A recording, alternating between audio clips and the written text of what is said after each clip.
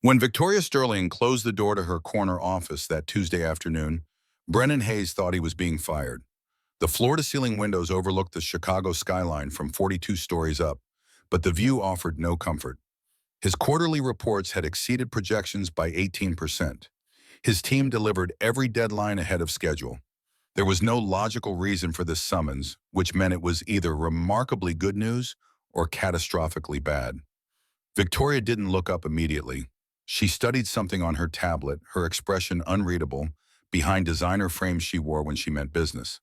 At 39, she commanded Apex Dynamics with the kind of quiet authority that made men twice her age defer without question.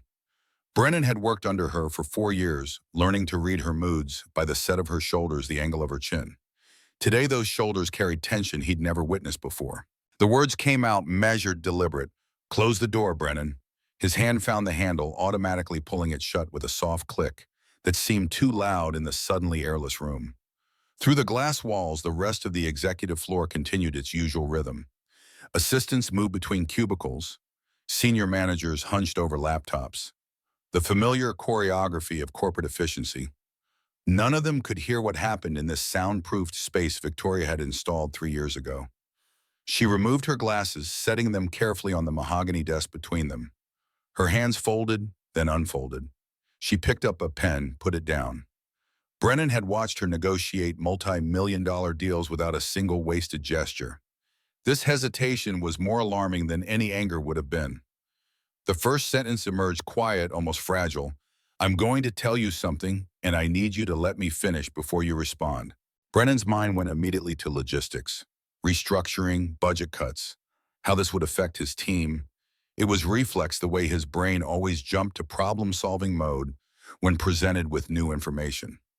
Then Victoria spoke again, and every logical thought evaporated. "I'm pregnant.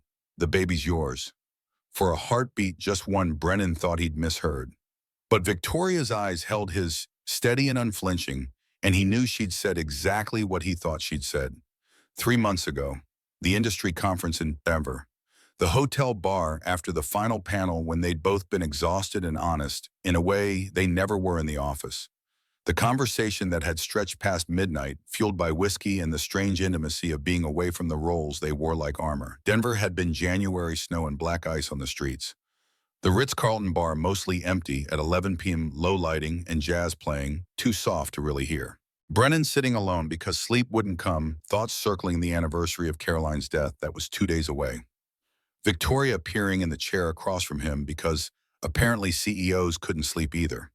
They talked about loss, about building things instead of lives. Victoria admitted she'd spent 20 years creating Apex and woke up at 39 wondering if she'd constructed the wrong monument. Brennan confessed he'd spent 6.5 years being both parents to Maddie and forgot how to be just himself. The kiss in the elevator had surprised them both. The walk to her room felt inevitable and terrifying and completely unlike anything Brennan had done since Caroline died. They'd agreed the next morning over awkward coffee that it had been a mistake. Not because it wasn't good, it had been startlingly, dangerously good, but because they worked together, because the power dynamic was impossible, because they were both too old and too scarred to pretend casual meant anything other than complicated. They'd flown home on separate flights, returned to the office, and never spoke of it again. Brennan had convinced himself it was a closed chapter, a moment of weakness that could be filed away and forgotten. Apparently, biology had other plans. Brennan's voice came out too calm, like he was asking about a project deadline. "How far along?" Victoria's hands were clasped so tightly on the desk that her knuckles had gone white. 11 weeks. I found out 6 days ago. I've been to 2 doctors. Both confirmed it. I wanted to be absolutely certain before I said anything. 11 weeks. That meant she was almost through the first trimester, past the highest risk period for miscarriage, though Brennan hated himself for thinking in those terms. This wasn't a liability to be managed. This was a child. His child. Victoria continued, her voice carefully controlled. "I need you to understand something. I'm not asking you for anything. Not money, not involvement, not even acknowledgement. I'm telling you because you deserve to know, but I don't expect anything to change. I'm fully prepared to handle this alone." The words sparked something hot in Brennan's chest. You think I'd walk away? Something shifted in Victoria's expression, a crack in the CEO facade. I think you're a single father with a 7-year-old daughter and a career you've built through incredible discipline. I think this is probably the last thing you need in your life right now, and I wouldn't blame you for wanting to pretend this conversation never happened. Brennan stood abruptly, walking to the windows because he needed to move, needed to do something with the energy suddenly coursing through him. Below, the city stretched out in geometric precision, streets and buildings and lives intersecting in patterns that made sense from up here. Down there, in the actual mess of human existence, nothing was ever this clear. His voice came out flat when he spoke, the way facts always did when he needed to control emotion. I lost my wife when Maddie was 6 months old. Breast cancer. She was diagnosed when Maddie was 3 months, dead before our daughter's first birthday. The timeline never got easier to recite. Brennan turned to face Victoria. Do you know what I remember most from that time? Victoria didn't answer, and Brennan didn't expect her to. The memory was clear, permanent. I remember the look in Caroline's eyes when she knew she was dying. Not fear for herself, fear that Maddie would grow up without a mother. Fear that I'd have to do this alone. Her last coherent words to me were, "Don't let her forget me." He moved back to the chair but didn't sit, hands curling into fists, before he forced them open. I've spent 6.5 years being both parents, learning to braid hair and pack lunches and explain why mommy can't come to the school play.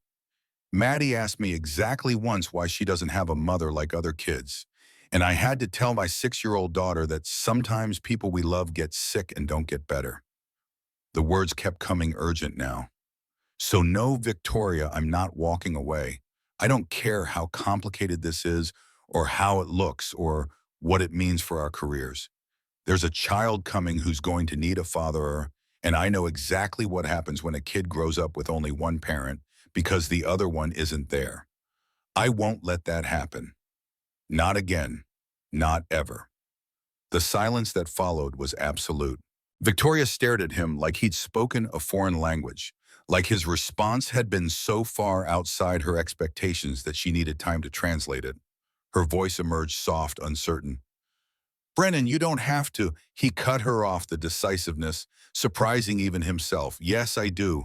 Tell me what you need. Victoria looked away, her composure fracturing at the edges. I don't need anything. Brennan sat down, leaning forward.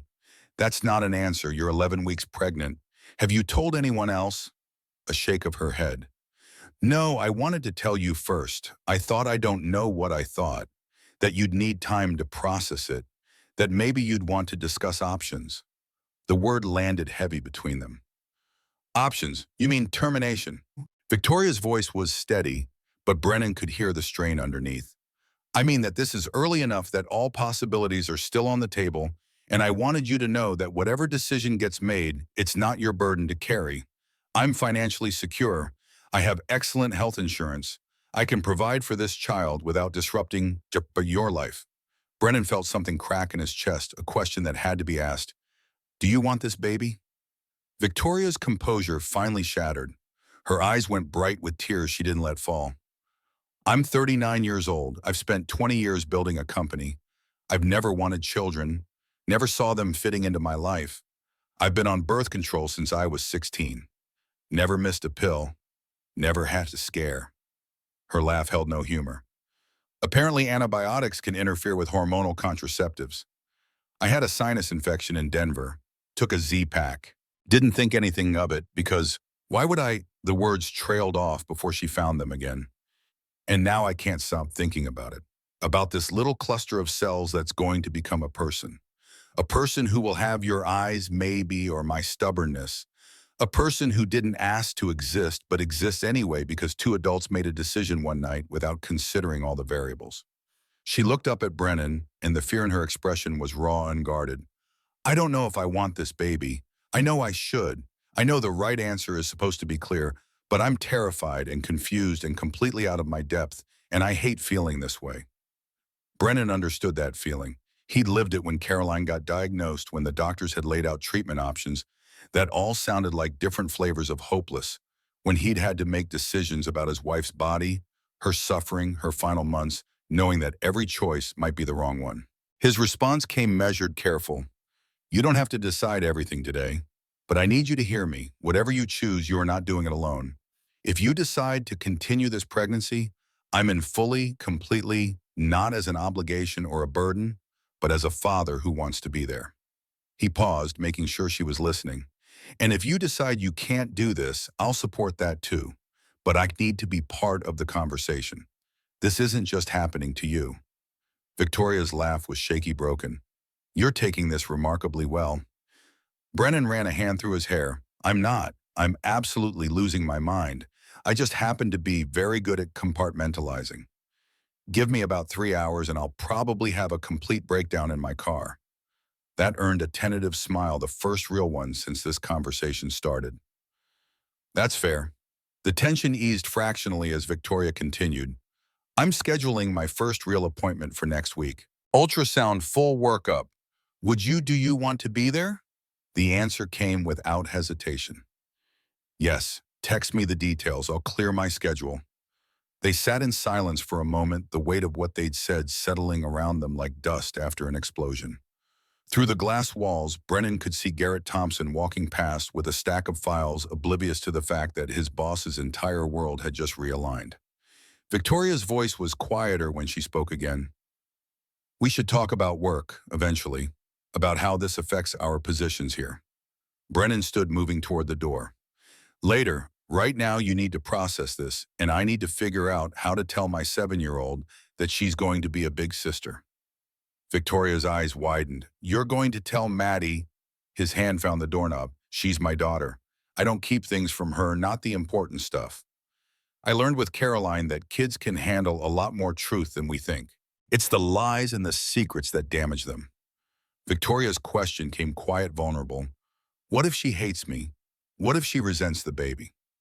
Brennan looked back and his voice carried absolute certainty. Maddie's the most empathetic person I know.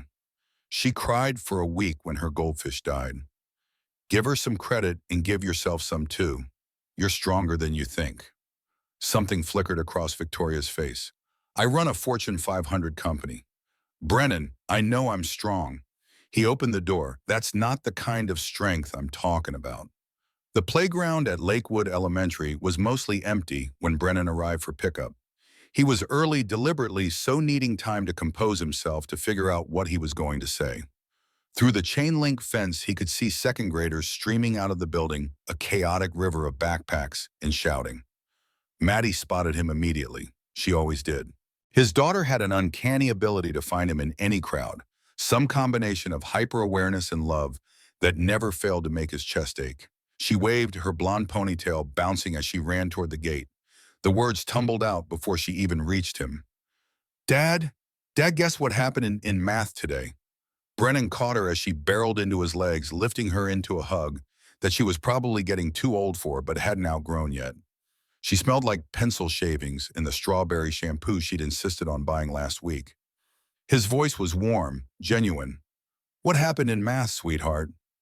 Maddie's face was bright with pride. Mrs. Peterson let me explain fractions to the whole class because I got all the problems, right? And she said I was a natural teacher.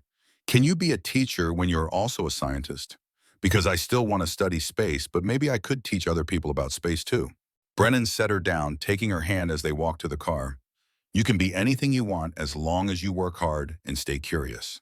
They drove home with Maddie chattering about her day in the way she did when something good had happened. Brennan let her talk, using the familiar rhythm of her voice to steady himself. This was his life. School pickups and homework, help, and bedtime stories. Simple things that had somehow become sacred in the years since Caroline died. Now he was about to complicate everything. He waited until they were home, until Maddie had hung up her backpack and washed her hands and was settled at the kitchen table with her afternoon snack. Apple slices and peanut butter arranged with the precision she liked. Brennan sat across from her, watching her dip an apple slice with surgical care. Bug, I need to talk to you about something important. Maddie looked up, instantly alert. At 7, she already had Caroline's intuition, that ability to read the emotional temperature of a room and respond accordingly. Her eyes searched his face, and the first question came sharp, immediate. Are you sick? The fear behind those words gutted him. She'd been 6 months old when Caroline died, too young to remember. But somehow she carried the knowledge of loss in her bones. Brennan reached across the table, covering her small hand with his, "No, honey, nothing like that." The relief in her exhale was visible, physical. Brennan continued, "Do you remember a few months ago when I went to that conference in Denver? I was gone for 4 days." Maddie nodded slowly. "You brought me back a snow globe." The detail surprised him. She'd been so young, he half expected her to have forgotten. "That's right. Well, while I was there, I spent time with Miss Sterling. You remember her? She's my boss. You met her at the company picnic last summer." Recognition dawned, the lady with the pretty watch. Brennan had to suppress a smile. Of course, that's what Maddie remembered, Victoria's vintage Patek Philippe, the one luxury she allowed herself. "That's right. Well, Miss Sterling and I became very close friends during that trip, and now she's going to have a baby. The baby is going to be my child, which means it's going to be your little brother or sister." He watched his daughter process this, her face cycling through confusion, surprise, and something that might have been calculation. Maddie was frighteningly smart for her age, capable of making connections that sometimes startled him. The question came careful, measured. "Is Miss Sterling going to be my new mom?" Brennan had anticipated this. "No, sweetheart. Miss Sterling and I aren't married. We're not even dating. But we're going to work together to take care of this baby the same way I take care of you." Maddie set down her apple slice, and her next words drove straight through his heart. "Are you going to love the baby more than me?" He came around the table, immediately kneeling beside her chair so they were eye level. This was the moment that mattered, the one that would shape how she felt about everything that came after. His voice was steady, absolute. "Maddie, listen to me. I will never, ever love anyone more than I love you. You're my first girl, my bug, my whole heart. That doesn't change. Love doesn't work like a pie where you only have so many slices to give out. It grows. When this baby comes, I'm going to love them too. But it won't take anything away from what I feel for you. Do you understand?" Maddie's eyes were suspiciously bright. "Promise?" Brennan pulled her into his arms, feeling her small frame against his chest. "I promise you're always going to be my number one." They stayed like that for a long moment. When Maddie pulled back, she was calmer, though her forehead was still creased with thought. The next question came quiet, surprising in its insight. "Is Miss Sterling scared?" Brennan blinked. "Why would you think that?" Maddie's voice carried the wisdom of someone who'd learned about loss too early. "Because when Amanda's mom had a baby last year, Amanda said her mom cried a lot before it came. She said having babies is scary even when you want them." "Does Miss Sterling want the baby?" Out of everything they'd discussed, Maddie had zeroed in on the one question that mattered most. Brennan sat back on his heels, struck by his daughter's perceptiveness. His answer came honest, careful. "I think she's figuring that out, sweetheart. Having a baby is a big change. And sometimes big changes are scary even for grown-ups." Maddie's response came with the absolute certainty of someone who'd never doubted her father's ability to fix things. "You should tell her it's going to be okay. You're really good at being a dad. You can help her learn." Something in Brennan's throat went tight. He pulled Maddie close again, breathing in the strawberry scent of her hair. "You're pretty amazing, you know that?" Her voice was muffled against his shoulder. "I know. Can I have more apple slices?" The shift back to normalcy was so abrupt it made him laugh. "Yes, you can." His phone buzzed in his pocket. A text from Victoria, brief and to the point. "Appointment scheduled for next Wednesday, 2 p.m. Morrison Women's Health Center on Michigan Avenue. I'll send you the address." Brennan typed back, "I'll be there." Another buzz. "Thank you for everything you said today. I didn't expect it." The sentence didn't finish. Brennan understood. There were things too complicated to put into words, feelings too new to articulate. They'd figure it out. They had to. Morrison Women's Health Center occupied the third floor of a medical building on Michigan Avenue, all glass and steel, catching the early afternoon sun. Brennan met Victoria in the lobby, both of them awkward in a way they never were at the office. She'd come straight from a morning meeting, still in her power suit, hair pulled back in a way that said she meant business. Brennan wore slacks and a button-down, having told his new supervisor he had a personal appointment that couldn't be rescheduled. The transfer to investment analysis had gone through yesterday. Different floor, different team, no direct reporting relationship with Victoria. The lateral move had killed his promotion track, but it eliminated any appearance of impropriety. The board had insisted. Victoria's voice was quiet. You came. The surprise in her tone bothered him more than it should have. I said I would. They rode the elevator to the third floor in silence. The waiting room was painted in soft blues and greens, clearly designed to be calming. Other women sat in various stages of pregnancy, some alone, some with partners, one with what looked like her entire extended family.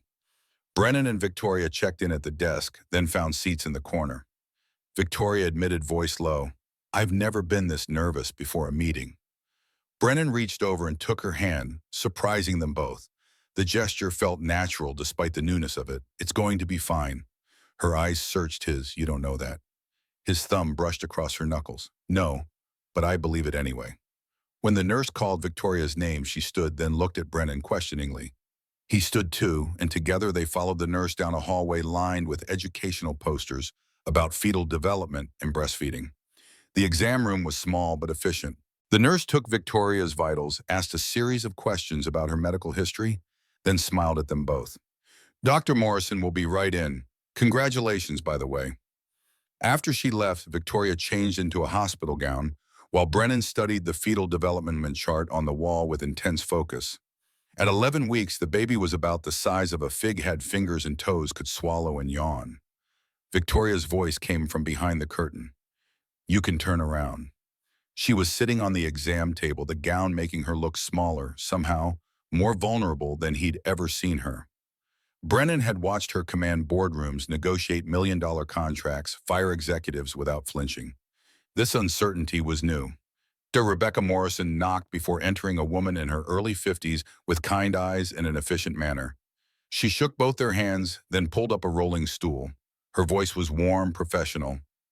So, first pregnancy at 39. You're in good health, no major medical concerns. Your initial blood work looks excellent. How are you feeling? Victoria's answer came honest, nauseous, exhausted, emotional. Dr. Morrison smiled. All completely normal. The first trimester is usually the hardest in terms of symptoms. She glanced at Brennan. And you're the father.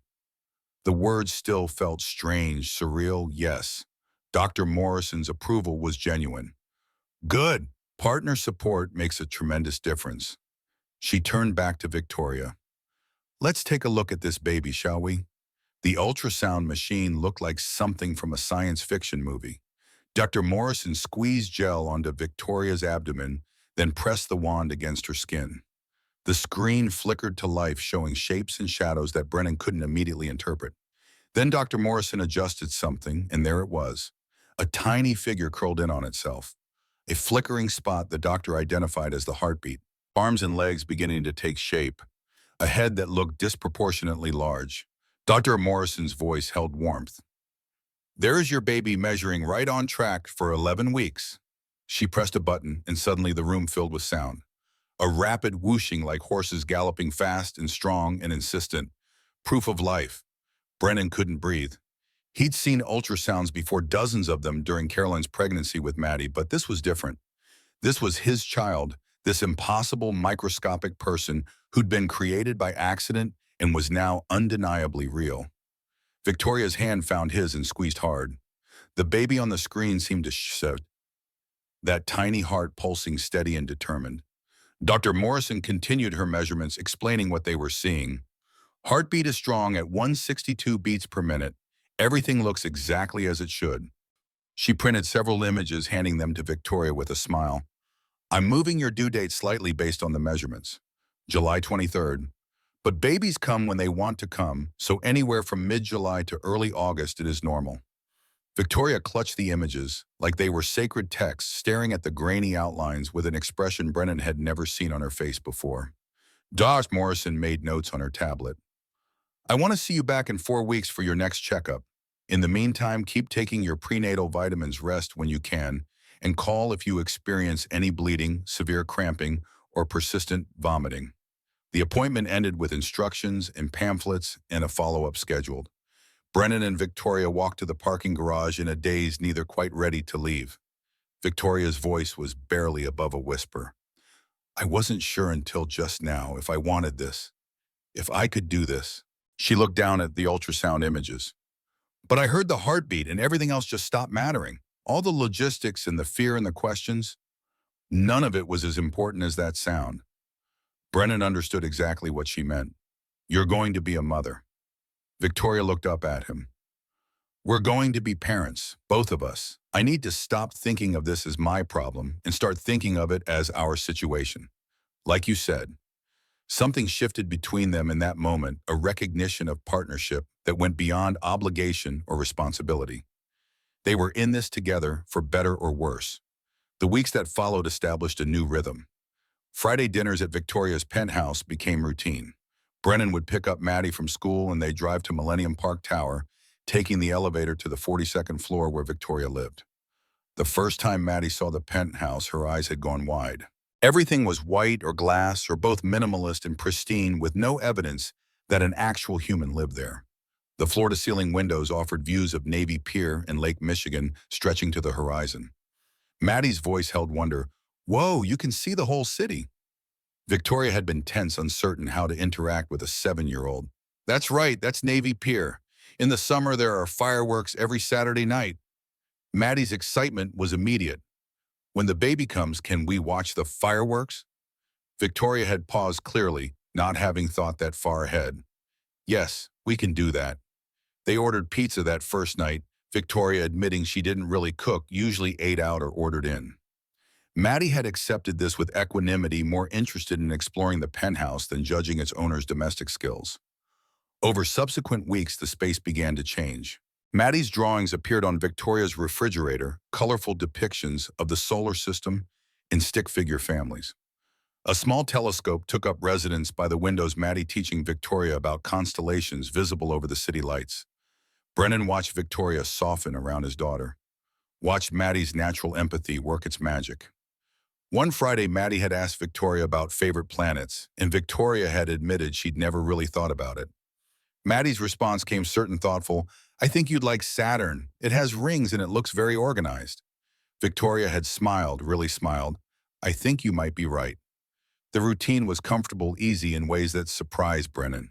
He'd bring ingredients and cook in Victoria's pristine kitchen while Maddie did homework at the dining table, and Victoria worked on her laptop, keeping hours reasonable per doctor's orders. They ate together, talked about mundane things, school projects and quarterly reports, and whether Chicago would ever have a mild winter.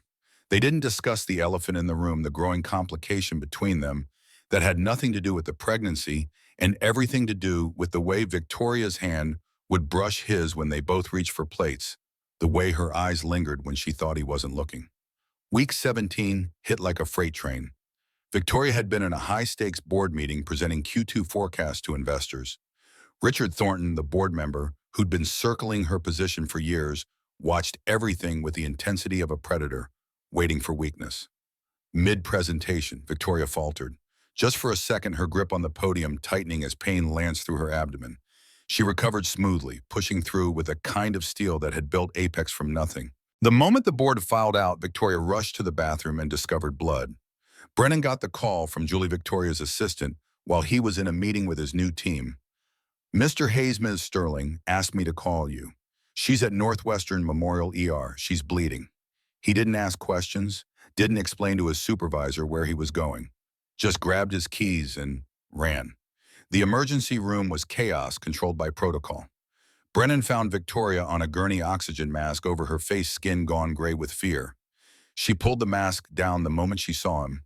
Her voice cracked. Brennan, the baby. He took her hand, kneeling beside the gurney. I'm here. I'm not going anywhere. Tell me what happened. The words came jumbled, terrified. Meeting, started bleeding. I was so scared. Morrison arrived with a portable ultrasound machine, her expression serious but calm. Let's see what baby's doing, shall we? Gel on Victoria's abdomen. The wand. The screen flickering to life. A beat of silence that stretched too long, too terrible. Then whoosh, whoosh, whoosh. Morrison's voice carried relief. Baby's heartbeat is still strong, 165 beats per minute. But we have a situation. The diagnosis came clinical measured. You have a subchorionic hematoma. It's essentially a collection of blood between the uterine wall and the gestational sac. It's not uncommon in early pregnancy, but it can be serious. She explained the risks, further complications, increased chance of miscarriage, the need for constant monitoring. Her orders were clear and non-negotiable. 2 weeks of complete bed rest, bathroom privileges only, no work, minimal physical activity. I know that sounds nearly impossible, but you need to try. She looked at Brennan. She's going to need help. Someone to bring meals, assist with basic needs, keep her company. Do you have family nearby? Victoria's response was automatic. My parents are in Seattle. I have colleagues, but no one I'd ask to do that. Brennan didn't hesitate. I'll do it. Both women looked at him. Victoria started to protest. You have Maddie, your job, your life. He cut her off. And you have our daughter. You need help. I'm offering. De Morrison nodded approvingly. Good. I'll have the nurse bring you information packets on bed rest protocols and warning signs to watch for. Miss Sterling, I can't stress this enough. If you experience any additional bleeding, cramping, or unusual symptoms, you call immediately. We're not taking chances with this pregnancy. They kept Victoria for 48 hours of observation. Brennan stayed both nights sleeping in an uncomfortable chair while monitors beeped their steady reassurance. The hematoma was medium-sized, not the worst Dr. Morrison had seen, but concerning enough to warrant serious precautions. The conversation they had the second night when Victoria was stable and the immediate crisis had passed would change everything. Victoria's voice was small, defeated. I can't run a company from bed. Brennan had anticipated this. Then you delegate. Garrett can handle day-to-day operations. The fight in her was immediate. The board won't see it that way. They'll see weakness. Richard Thornton's already circling. I show them one moment of vulnerability, they'll replace me. Brennan moved his chair closer to the bed, making sure she was looking at him when he spoke. I lost Caroline when Maddie was 6 months old. Breast cancer. She was diagnosed when Maddie was 3 months. Dead before our daughter's first birthday. He told Victoria this before, but the context mattered now. Do you know what I remember most from that time? I remember the look in Caroline's eyes when she knew she was dying. Not fear for herself, fear that Maddie would grow up without a mother. Fear that I'd have to do this alone. His hands were steady despite the emotion in his words. Her last coherent words to me were, "Don't let her forget me." The hospital room was quiet except for the monitors and the distant sound of nurses in the hallway. Brennan continued, before Caroline got sick, I was obsessed with career advancement. Worked 60-hour weeks, brought files home, missed family dinners for meetings. Then she was diagnosed, and suddenly none of that mattered. All those hours I'd spent chasing promotions instead of being present, I'd have given anything to get them back. He met Victoria's eyes. Your company will still be there in 3 months, but if something happens to you or our daughter because you push too hard, that's not fixable, I know. I've lived it. Victoria's composure finally cracked. Tears spilled over, tracking down her cheeks. 20 years, everything I've sacrificed, every all-nighter, every deal I fought for. Her hand went to her abdomen where their daughter was growing. But you're right, I can rebuild a company. I can't rebuild a family. The decision when it came was definitive. I choose the baby. Practical arrangements fell into place over the next few days. Garrett Thompson, Victoria's COO, who'd been loyal for 12 years, would take over day-to-day operations. Victoria would work remotely limited hours, maintaining the strategic oversight only. The board would be notified. Brennan's offer stood, I'll work from your apartment. You need someone there. Victoria's pride surfaced briefly. I don't need, He stopped her with a look. I know you don't, but I'm offering anyway. She was too exhausted to argue. Okay, thank you. Week 20 arrived with an emergency board meeting that would test everything. Richard Thornton led the charge, his voice carrying false concern. Victoria's absence raises questions about leadership capability. 4 weeks of bed rest. No clear end date. The company needs stable leadership. I propose a temporary replacement CEO. Board members shifted uncomfortably. Some nodded, others looked uncertain. Garrett defended Victoria remotely, his voice coming through the conference room to speakers. She's on medical leave, legally protected under FMLA. Company performance hasn't dropped. Thornton interrupted. She hasn't officially taken FMLA. She's been working remotely. which she's barely capable of doing in her condition. Victoria joined the video call from her bed, defying Dr. Morrison's orders to minimize stress. The camera showed her propped up on Pillow's laptop, balanced, but her posture was perfect. Makeup flawless, voice strong. She presented a detailed delegation plan, Garrett handling operations, the CFO managing financial decisions, Victoria maintaining strategic oversight through brief weekly check-ins. She cited metrics. Q1 had exceeded projections by 18%. 3 major contracts signed during her absence. Employee satisfaction up 12%. 0 client complaints. Her statement was measured powerful. I'm on bed rest, not in a coma. I can still think, strategize, lead. What I can't do is compromise my health or my pregnancy to satisfy your concerns about optics. Thornton's response dripped with condescension. With all due respect, Victoria, this situation raises questions about your judgment. Getting pregnant at this stage in your career by a subordinate nonetheless suggests a lack of professionalism that concerns me. The silence that followed was shocked, appalled. Even board members sympathetic to Thornton looked uncomfortable. Brennan was on the call as an analyst, presenting financial data. He'd been quiet until that moment, professional and appropriate. But Thornton's words crossed a line that couldn't be ignored. Brennan leaned into the camera, his voice controlled, but carrying an edge that made people pay attention. This is Brennan Hayes. I'd like to address that comment. Victoria's eyes went wide on the screen. Brennan continued. What happened between Ms. Sterling and me is personal and none of this board's business. But since you've made it relevant to this discussion, let me be clear. We are 2 adults who made a choice. Ms. Sterling's pregnancy doesn't diminish her capability any more than being a father diminishes mine. If this board is going to judge her fitness to lead based on her personal life rather than her 20-year track record of success, then the problem isn't her judgment, it's yours. The silence was absolute. No one moved. No one spoke. Margaret Walsh, a board member who'd always supported Victoria, broke the deadlock. Mr. Hayes makes a valid point. Victoria's track record speaks for itself. I move that we accept her delegation plan and table this discussion until there's actual evidence of operational problems. The vote was close, 7-4 in Victoria's favor, but Thornton's warning lingered. We'll revisit this if operations suffer. After the call ended, Victoria sat in stunned silence, laptop still balanced on her knees. Brennan's phone rang immediately at her number. Her voice was shaking. You just told off my board of directors. Brennan's response was simple. They deserved it. Victoria's laugh was watery. You could lose your job for that. Thornton has enough influence to make your life very difficult. The truth came easy. Let him try. I'm tired of watching people treat you like you're less capable because you're pregnant. You're still the smartest person in every room. Bed rest doesn't change that. When Brennan arrived at the penthouse an hour later with groceries and dinner fixings, Victoria was crying. Not from weakness, but from something she'd never had before, someone willing to fight for her. Her voice was quiet when she spoke. No one's ever defended me like that. I've always had to fight my own battles. Brennan set down the bags, moving to sit beside her on the couch. You're not alone anymore. Get used to it.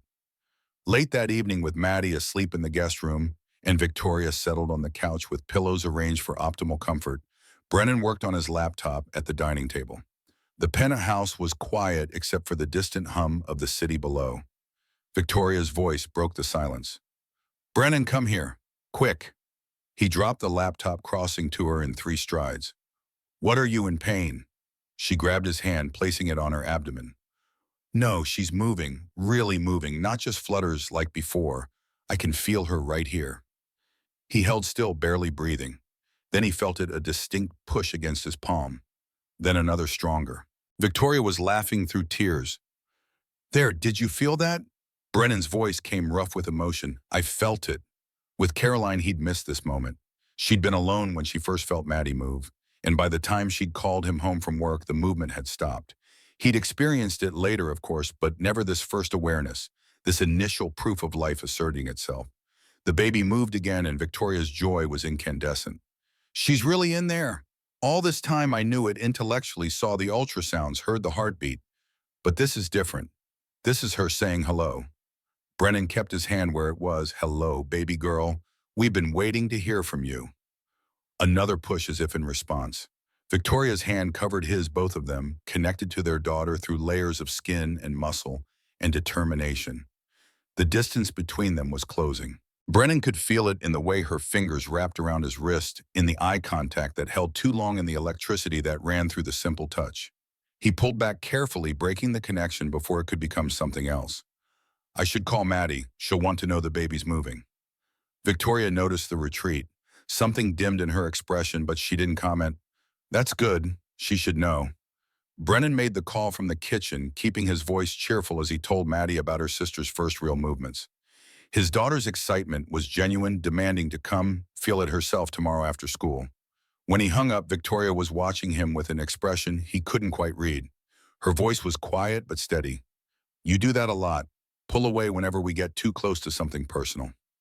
Brennan returned to his laptop, not meeting her eyes. "We agreed this was co-parenting. Professional boundaries are important." Victoria's response was sharp. "Professional Brennan, you have seen me at my worst. Helped me to the bathroom when I was too dizzy to walk alone. We passed professional weeks ago." He forced himself to look at her. "Then what would you call this?" The question hung between them unanswered. Victoria's phone buzzed before she could respond. A text from Garrett Thompson. "Board calling another emergency meeting tomorrow. Thornton raised concerns about your relationship with Brennan. They want answers about timeline, potential favoritism, impact on company culture. Meeting at 2 p.m. Victoria read it aloud, her voice tight with tension. Brennan's jaw clenched. They both understood what this meant. The personal was about to become very, very public. Victoria's voice was barely audible. "I don't know what to tell them." Brennan closed his laptop. "Tell them the truth. One night in Denver. No relationship before or after until the pregnancy. No favoritism, no impropriety. Just two adults dealing with an unexpected consequence." She looked at him. "And what about now? What about this?" Her hand gestured between them, encompassing everything they hadn't said, everything they were carefully not acknowledging. Brennan's answer came careful, measured. "Now we focus on keeping you and the baby healthy. Everything else can wait." But as he gathered his things to leave, as he said goodnight to Victoria and checked on sleeping Maddie, Brennan knew that everything else was becoming harder to ignore with each passing day. The baby moved again as he stood at the door, a flutter he could see from across the room, Victoria's hand going automatically to her abdomen. Their eyes met, and in that moment the truth was clear, even if neither of them was ready to speak it aloud. This had stopped being just about the baby weeks ago. They were building something neither of them had planned for, something that terrified them both. Something that might be exactly what they needed, even if they weren't ready to admit it. But tomorrow would bring the board and questions and consequences they'd have to face together. The board meeting began at 2 p.m. sharp, conducted via video conference to accommodate Victoria's medical restrictions. Brennan sat in a conference room on his new floor laptop, open, camera on. Across town, Victoria was propped up in her bed, fighting the exhaustion that came with week 21 of pregnancy and 4 weeks of enforced stillness. Richard Thornton wasted no time establishing the Inquisition's tone. His first question cut straight to what he clearly believed was scandal. "Mr. Hayes, for the record, when exactly did your relationship with Miss Sterling begin?" Brennan kept his expression neutral, his voice factual. "We met professionally 4 years ago when I joined Apex. Our personal interaction was limited to one night in Denver this past January. There was no relationship before or after that date until the pregnancy was confirmed in March." Thornton's skepticism was palpable even through the screen. "You expect us to believe that a CEO and a subordinate had a single encounter that resulted in pregnancy and there were no other instances of impropriety?" The implication stung, but Brennan had prepared for this. "I don't expect you to believe anything. I'm stating facts. My employment record shows consistent performance reviews based solely on merit. My promotions were approved by multiple levels of management, not by Ms. Sterling alone. The timeline speaks for itself." Margaret Walsh, seated at the boardroom table, interjected, "Mr. Hayes, did Ms. Sterling ever show favoritism in assignments, promotions, or compensation?" Brennan's answer came immediate: "No. Every assignment I received was based on my analytical skills and project outcomes. Every promotion came with documented justification reviewed by HR and approved by the compensation committee. Miss Sterling maintained absolute professional boundaries until the pregnancy. Thornton shifted targets, his attention moving to Victoria's screen. Ms. Sterling, how does this situation impact your ability to lead objectively? How can employees trust that personal relationships won't influence business decisions? Victoria's response was measured clinical, the same way they trust any executive who has personal relationships outside work. I've implemented clear protocols. Mr. Hayes transferred to investment analysis under a different reporting structure. Our professional interaction is now limited to what's appropriate for an employee at his level. My decisions regarding company operations remain data-driven and subject to board oversight as always. The questioning continued for 90 minutes. Timeline details. Company policy regarding workplace relationships. Whether they disclosed the situation to HR, whether other employees knew. The board dissected their lives with surgical precision, looking for ethical violations, policy breaches, anything to justify intervention. When it finally ended, the board's decision came wrapped in corporate euphemism to eliminate any appearance of impropriety and ensure continued confidence in leadership. Brennan's transfer to investment analysis would be permanent. No lateral moves back to Victoria's division. No participation in projects she directly oversaw. The separation would be maintained indefinitely. Brennan accepted without protest. Victoria's silence was harder to read, her face carefully blank on the video feed. After the meeting, Brennan drove to the penthouse.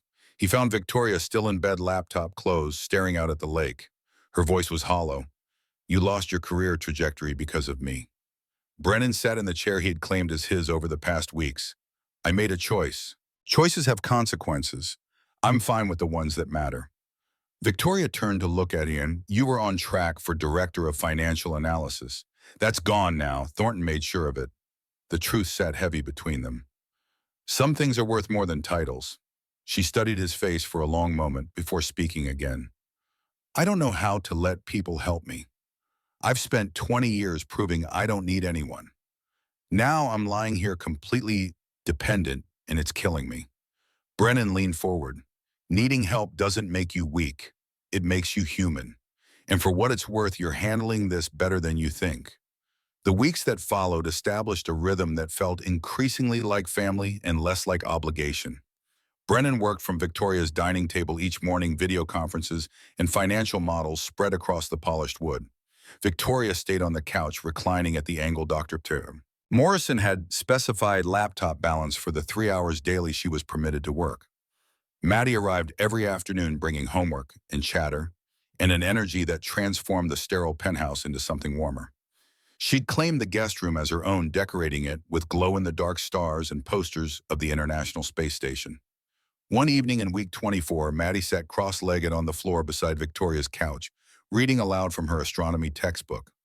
The material was well beyond second-grade level, but Maddie had convinced her teacher to let her study ahead. Her voice was serious, pedagogical. "So, the sun is actually a medium-sized star. There are way bigger ones like Betelgeuse.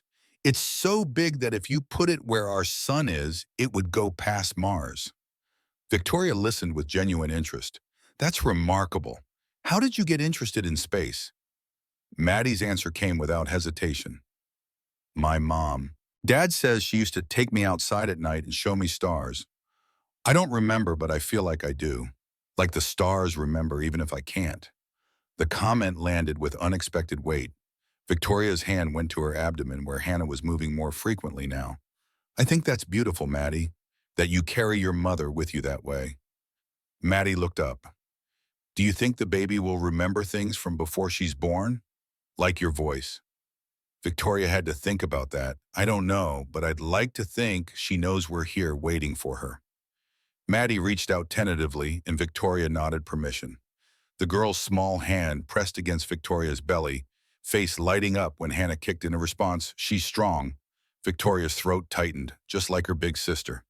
The domestic moments accumulated, building something none of them had quite named. Brennan cooking dinner while Maddie set the table, and Victoria worked on her laptop.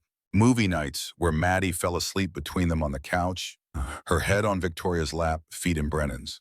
Homework help that somehow involved all three of them puzzling over word problems together. Victoria began to understand what she'd been missing. Not the big milestones, those were obvious, documented in parenting books and social media posts. But the small moments, the way Maddie unconsciously hummed while doing homework, how Brennan's entire face softened when he looked at his daughter, the casual intimacy of shared space and shared purpose. Week 26 brought a conversation that shifted everything. Brennan was cleaning up after dinner, Maddie in the guest room reading. Victoria sat on the couch, laptop finally closed for the night. Her question came quiet, vulnerable. Can I ask you something about Caroline? Brennan paused mid-rinse, then set down the dish. Always.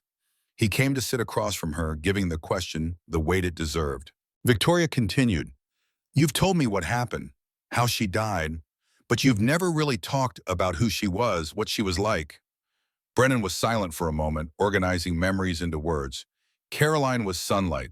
She made friends everywhere. Grocery stores, coffee shops, random people on the street. She had this gift for making everyone feel like they mattered. His voice carried warmth despite the sadness underneath. She was also stubborn as hell. When she decided she wanted something, she was relentless. That's how we ended up together. I tried to avoid dating her because we worked at the same company, and she just wore me down with persistence and charm. Victoria smiled. She sounds amazing. Brennan's honesty was careful, deliberate. She was, but she wasn't perfect. She could be impulsive, made decisions based on emotion rather than logic. Drove me crazy sometimes with her inability to plan ahead. We balanced each other out. I was too serious, too focused on the future. She lived in the moment. Together we worked. The question Victoria had been avoiding finally emerged. Do you still miss her? Brennan met her eyes every day, but differently now than right after she died. Back then it was this raw, consuming grief that made it hard to breathe. Now it's more like an absence I've learned to live with. You adjust, but you never stop noticing what's gone. Victoria's voice was small. I'm sorry, that must have been incredibly hard. What Brennan said next would become one of those moments they'd both remember. It was, but it also taught me what matters. Before Caroline got sick, I was obsessed with career advancement. 60-hour weeks brought files home, missed family dinners for meetings. Then she was diagnosed and suddenly none of that mattered. All those hours I'd spent chasing promotions, instead of being present, I'd have given anything to get them back. He leaned forward. That's why I'm so insistent about you resting. Not because I think you're incapable, but because I've learned that some battles aren't worth fighting if they cost you what really matters. The board, Thornton, the company, those are temporary. Hannah is forever. Your health is forever. Victoria's composure cracked. I've spent my entire adult life building Apex. It's been my identity, my purpose. The idea of losing it feels like losing myself. Brennan's response was gentle but firm. You're not losing yourself. You're expanding who you are. Adding mother to CEO, not replacing one with the other. The fear in Victoria's voice was palpable. What if I can't do both?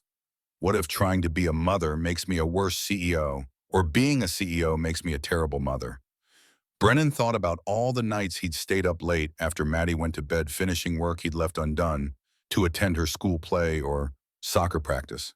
The constant juggling, the guilt from never feeling adequate in either role. His answer came honest. You probably can't do both perfectly. I haven't. There are days I'm a mediocre analyst because I was up all night with a sick kid. Days I'm a distracted father because I'm worried about a work deadline. But Maddie's happy and healthy and I haven't been fired yet. Apparently mediocre is good enough. Victoria actually laughed. You're not mediocre at anything. Brennan's smile was wry. Thank you. But my point is that you don't have to be perfect at everything. You just have to show up and try. They fell into comfortable silence, the kind that had become familiar over weeks of forced proximity. Victoria found herself thinking about how Brennan had described Caroline, the way he'd honored her memory while still being present in his current life. It took strength to love after loss, courage to risk that kind of pain again. Late-night text conversations became routine. Victoria couldn't sleep, her mind too active and Hannah too restless. Brennan stayed up because old habits from new parent exhaustion died hard. One exchange at midnight, week 28, you awake. Brennan's response came immediate, always, can't sleep. Victoria typed carefully, can't turn my brain off. Thinking about names. The conversation drifted through possibilities. Hannah had been decided weeks ago, but middle names remained under debate. Family names, meaningful names, names that wouldn't get her teased in school. Then Victoria's next text went deeper. Brennan, how did you keep going? After Caroline died, how did you not just stop? His response took longer this time. I didn't keep going. Not at first. The first 3 months were a blur. I woke up, took care of Maddie, went to sleep, repeated. That was it. Victoria waited, knowing there was more. The next text arrived after 2 minutes. Then Maddie smiled at me for the first time. She was 3 months old, and I realized Caroline was gone, but she'd left me this gift. And I had to be worthy of it, for both of them. Victoria's eyes blurred. You're one of the strongest people I know. Brennan's response was characteristically modest. I just did what had to be done, same as you're doing now. But Victoria knew it was more than that. Strength wasn't just surviving loss. It was choosing to live fully afterward, choosing to risk loving again despite knowing how much it could hurt. Week 30 arrived with spring finally asserting itself over Chicago's brutal winter. Victoria had been on modified bed rest for 13 weeks, watching the city change from her 42nd floor vantage point without being able to touch it. Brennan had moved a change of clothes into the guest room weeks ago, staying most nights because Victoria's blood pressure required monitoring, and someone needed to be there if complications arose. Maddie treated it as a sleepover, delighted to have both adults under one roof. The evening started normally enough. Maddie went to bed early, worn out from a field trip to the planetarium. Brennan and Victoria sat in the living room reviewing baby name lists they'd compiled over weeks of discussion. Victoria's voice held warmth. I keep coming back to Hannah Rose. Rose was my grandmother's name. She raised me after my parents divorced. Brennan considered it. Hannah Rose Hayes Sterling, or Sterling Hayes. The hyphenation question had been dancing around them for weeks. Does it matter? Brennan's answer was careful. Only if it matters to you. I want her to carry both of us, whatever form that takes. Victoria set down the list, and her next question changed the trajectory of the evening. Brennan, what are we doing? He looked up from his laptop. Making dinner plans for tomorrow. Her expression was serious. You know what I mean. We live together. We're raising Hannah together, but we've never actually talked about us. The word hung between them, heavy with implications they'd been avoiding for months. Brennan closed his laptop slowly, giving himself time to think. Victoria continued, I don't want to pressure you. You just had a baby. Well, we're having a baby. You're recovering. I'm recovering. We have time. Brennan's response was measured. You're not pressuring me. Victoria pushed despite her hesitation. Then what is this? What are we? The truth Brennan had been avoiding crystallized. I don't know, but I know it's not just co-parenting. Not anymore. Victoria's voice dropped. When did it stop being just about the baby? Brennan thought about that, somewhere between the ultrasounds and the bed rest and Maddie's drawings covering your refrigerator. This became about us building something together. Not just preparing for Hannah, but creating something that didn't exist before. He stood moving to sit beside her on the couch. I care about you, Victoria. Not just as my boss or Hannah's mother, as you. Victoria's eyes searched his face. I care about you too, which terrifies me because I've never let anyone in like this. Never depended on someone the way I depend on you. Brennan's hand found hers. Dependence isn't weakness. Her laugh was shaky. Tell that to the woman who built a Fortune 500 company specifically so she'd never need anyone. What Brennan said next came from somewhere deep, somewhere he'd kept locked since Caroline died. I lost someone I loved completely. It destroyed me. Took 6 years to even consider the possibility of loving someone again. I'm terrified too, Victoria. Terrified of losing you the way I lost Caroline. Terrified of opening myself up to that kind of pain. Victoria's voice was barely audible. Then why are you here? Brennan had to dig for the honesty, because being terrified and being alone are different things. Because Caroline's death taught me that life is short and wasting time being careful is wasting time. Because when I look at you, I see someone worth the risk. He turned to face her fully. Tell me you don't feel this. Tell me I'm imagining the way you look at me, the way you reach for me first when you're scared. Tell me, and I'll never mention it again. Victoria's composure finally shattered completely. Tears spilled over as she shook her head. I can't tell you that. Her voice broke. I'm in love with you, Brennan. I've been in love with you since you brought me soup and made lists and defended me to the board. Maybe even before that. And it terrifies me because I've never needed anyone before, and now I can't imagine doing this without you.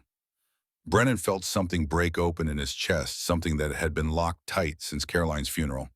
His hand came up to cup Victoria's face. Then don't do it without me. The kiss was gentle, careful, full of months of held-back emotion. Victoria's hand fisted in his shirt, pulling him closer despite her enormous belly making the logistics awkward. When they broke apart, both were crying. Victoria laughed through tears. This is crazy.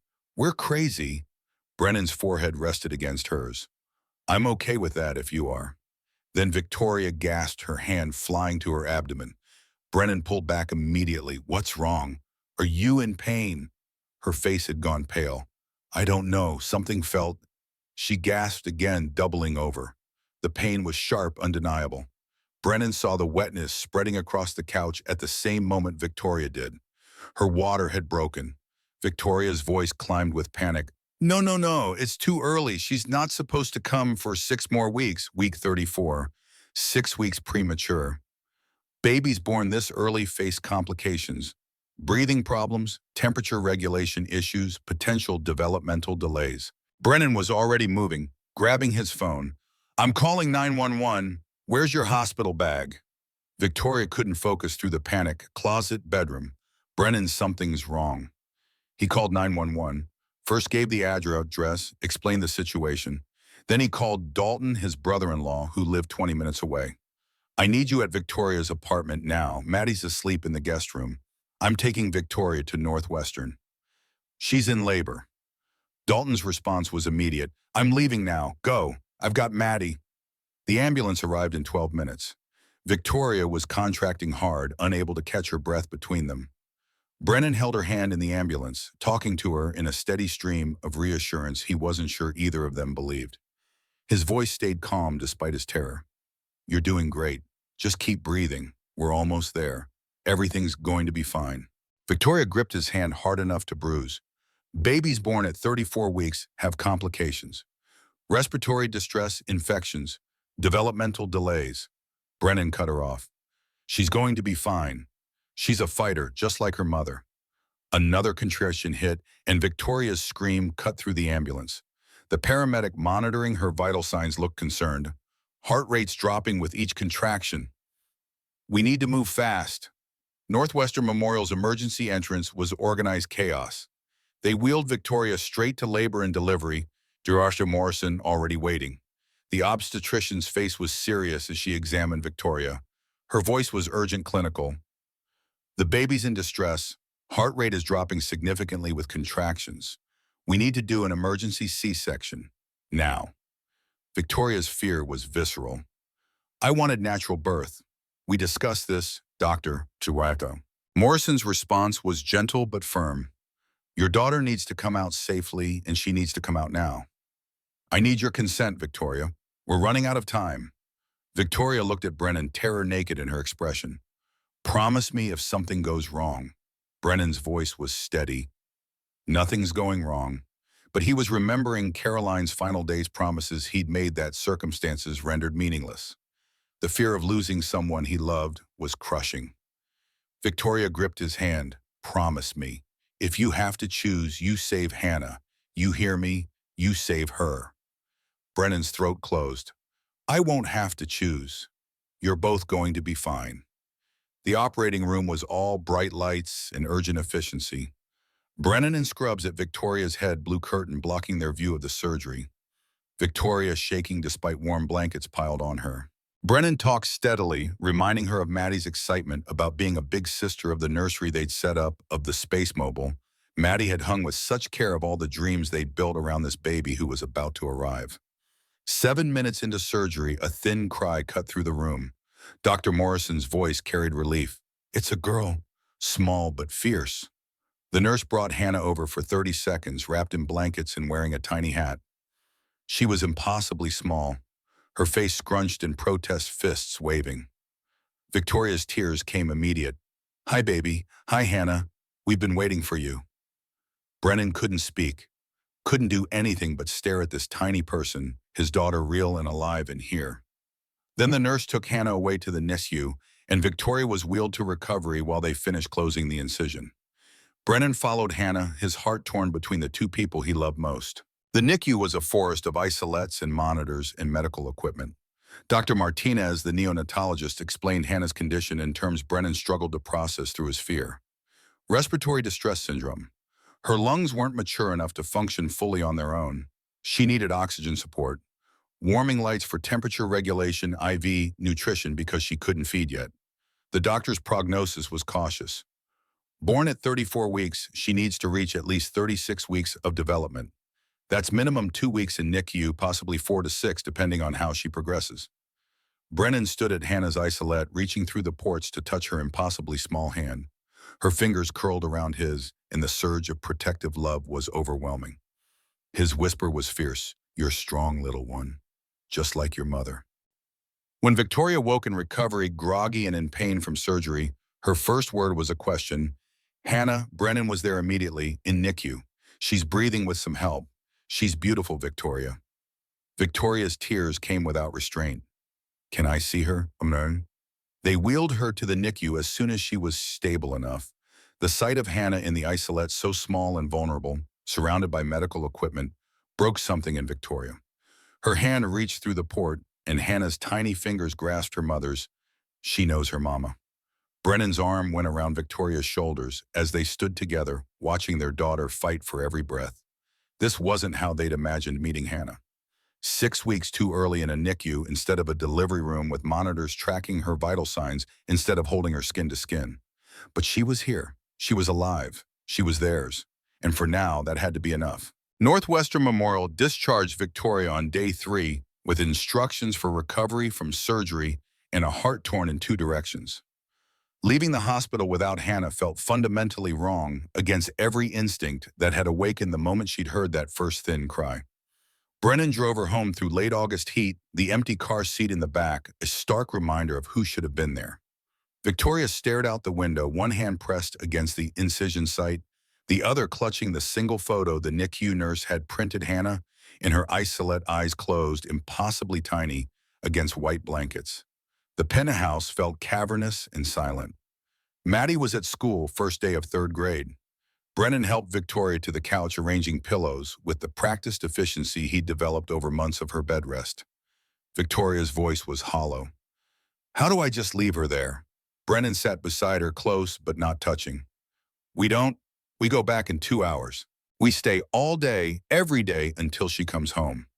The routine they established was brutal in its repetition. Mornings, Brennan took Maddie to school.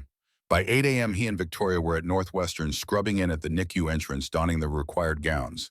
They spent 12 hours watching Hannah through the isolette, reaching through ports to touch her, talking to her, willing her to grow stronger.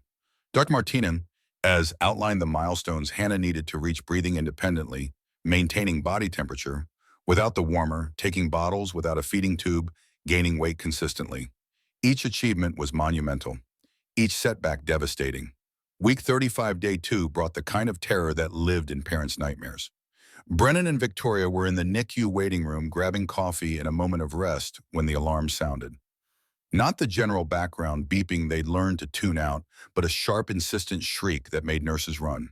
They reached Hannah's isolette to find medical staff converging. Dr. Martinez was already there, checking monitors, issuing orders in the calm, urgent tone that meant crisis. The explanation came after 45 minutes that felt like years. Hannah had a bradycardia episode. Her heart rate dropped dangerously low. It's not uncommon in preemies; their nervous systems are still maturing, and sometimes they forget to breathe, which triggers the heart rate drop. Dr. Martinez's expression was serious but not panicked. "She's stable now, but we're going to keep her an extra week for monitoring. We need to make sure this doesn't become a pattern." Victoria couldn't speak, couldn't process anything beyond the image of Hannah's oxygen levels plummeting on the monitor. Brennan's hand found hers and held on. The doctor continued, "I know this is terrifying, but Hannah came back on her own. Her response was good. This is why we keep them in NICU, so we can catch these episodes and make sure they pass. After Dr. Martinez left, Victoria broke down completely. Not quiet tears, but deep, wrenching sobs that came from a place of absolute helplessness. Brennan held her while she shook. I can't do this. I can't watch her fight like this. I can't. His voice was steady despite his own terror. Yes, you can, because she needs you to be strong. Victoria pulled back, her face blotchy and raw. What if I'm not strong enough? What Brennan said next would stay with her. You're the strongest person I know. You built a company from nothing. You survived months of bed rest. You can do this. We can do this. But the fear had crystallized into something else, a clarity Victoria hadn't possessed before. She looked at Brennan and really looked at him. I almost lost her. I almost lost our daughter. She took a shaky breath, and all I could think was, I don't care about Apex. I don't care about my career. I just want her healthy and home. The realization settled over her like a weight lifting rather than descending. Victoria had spent 20 years defining herself by professional achievement, measuring worth in revenue and market share, and board approval. In 45 minutes of monitors screaming, all of that had become irrelevant. Week 36 arrived with an emergency board meeting Victoria had been dreading, but knew was inevitable. Richard Thornton had been remarkably quiet during her hospitalization, but corporate nature abhors a leadership vacuum. The video call connected from the NICU family room, Victoria on camera with Hannah's isolette visible in the background through the glass partition. She'd planned it deliberately, let them see where her priorities lay. Thornton opened with false concern. Victoria, we're glad to see you recovering. However, we need to discuss the company's leadership structure. You've been effectively absent for 5 months. We need permanent stability. Garrett Thompson attempted defense. Company performance has remained strong. Q3 projections are up. Thornton cut him off.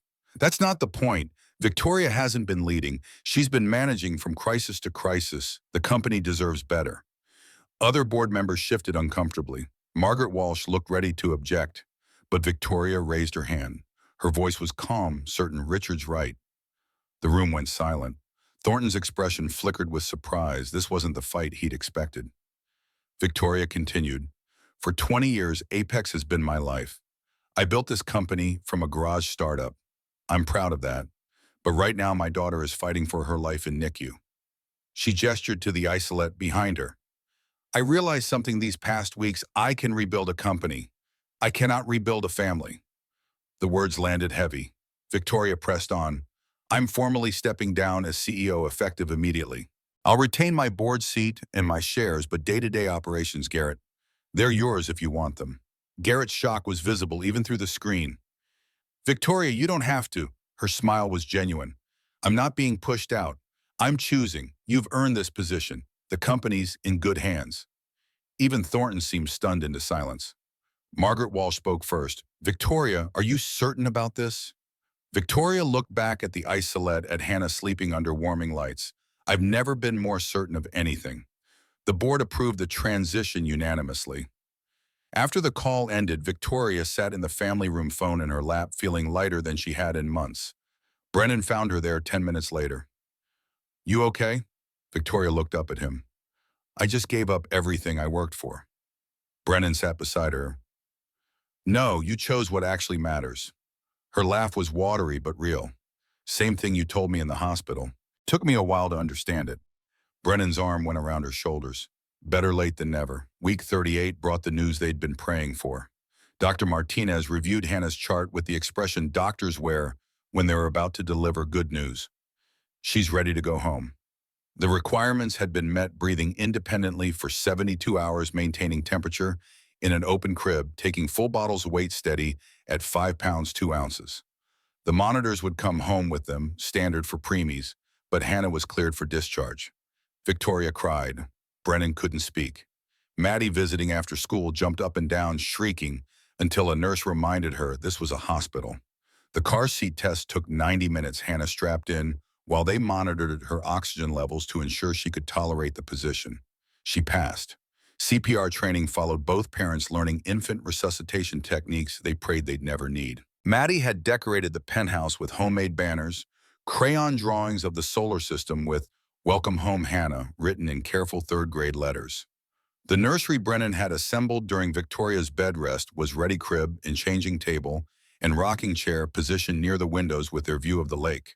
The drive home was the most terrifying 20 minutes of Brennan's life.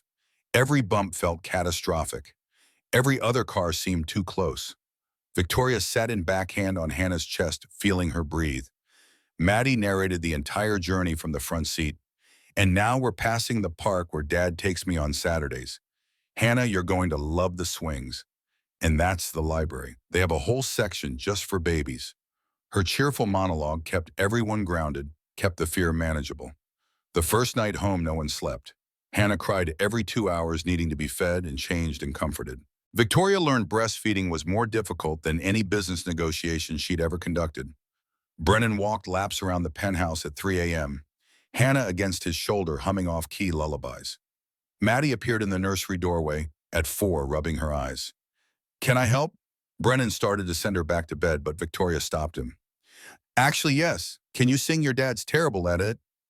Maddie's voice was surprisingly sweet, singing a song about stars that her music teacher had taught her. Hannah's crying tapered to whimpers, then stopped. 3 exhausted adults stared at the baby in wonder.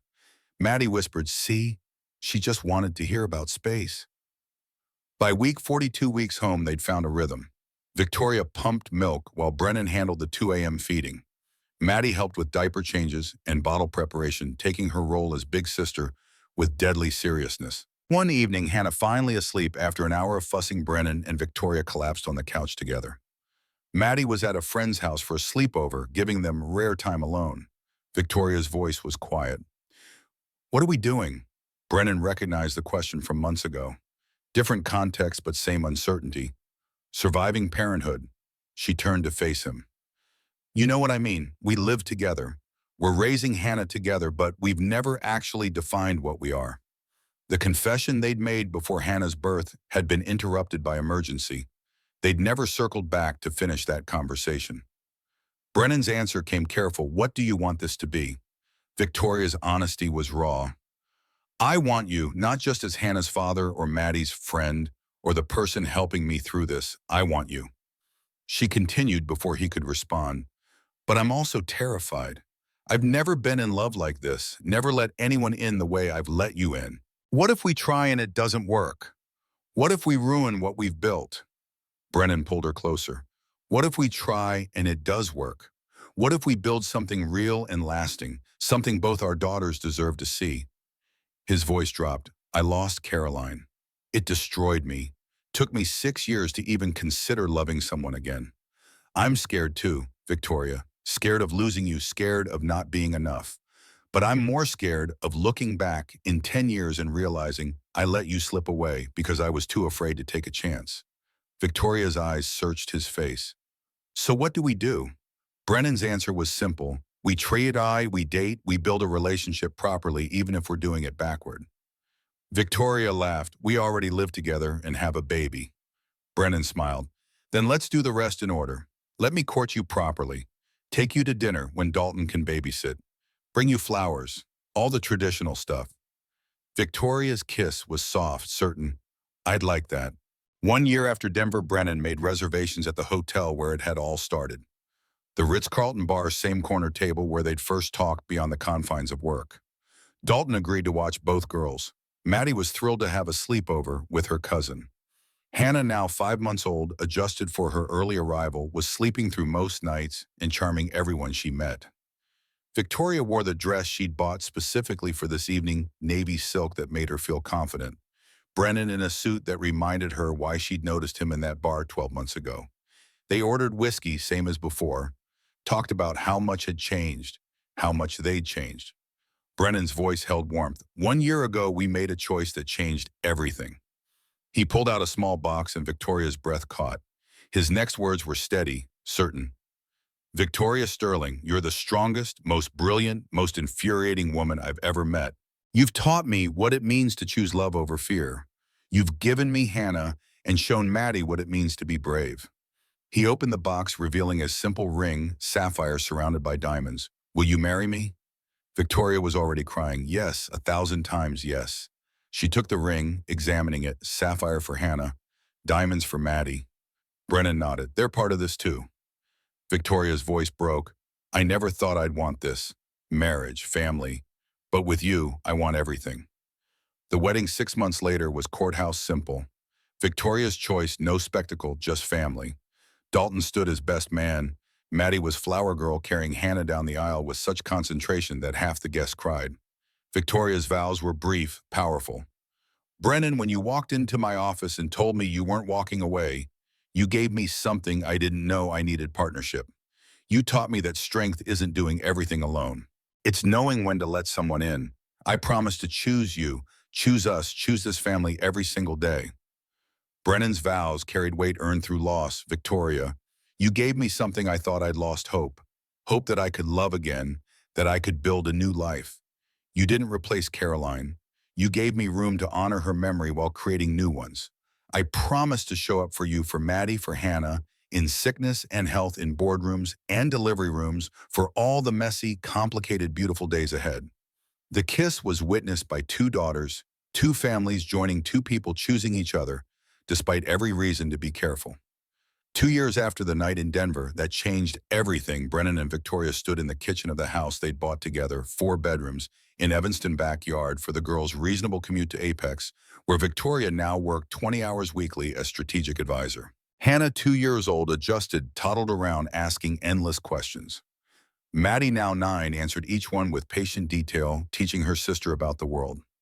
Garrett ran Apex brilliantly, the company thriving under his leadership. Richard Thornton had been forced out after ethics violations unrelated to Victoria came to light. The board had apologized for the harassment. Though Victoria felt no need for vindication, she'd gotten something better. Victoria's interview with Forbes had published last week. The reporter asked if she regretted stepping down as CEO. Her answer was printed in full. Not for a second. I built Apex to create something meaningful. But my family, that's what's truly meaningful. Apex is the legacy I leave in business. Maddie and Hannah are the legacy I leave in the world. Brennan read it over breakfast, smiling.